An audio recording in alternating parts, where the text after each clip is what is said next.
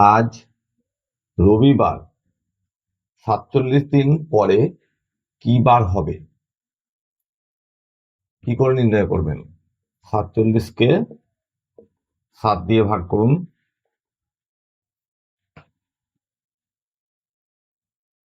৬ ৭ ৪২, বিয়োগফল ৫। অর্থাৎ রবিবারের পর রবি, সোম, মঙ্গল, বুধ, বৃহস্পতি, শুক্র, এই ৫ মানে শুক্রবার।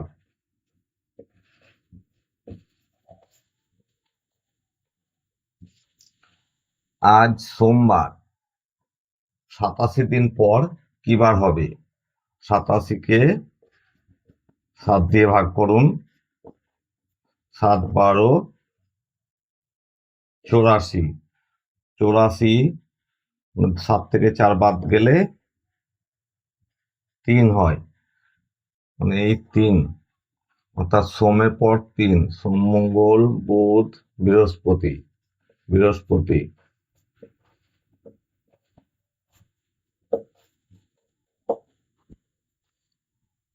আজ বুধবার, ৭০ দিন পর কি বার হবে?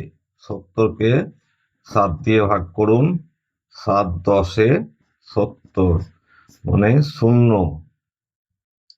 তখন কি হবে? এখানে যদি ০ হয় তখন যে বার ছিল সেই বারই হবে, অর্থাৎ বুধবারই হবে। ৭০ দিন পর বুধবার।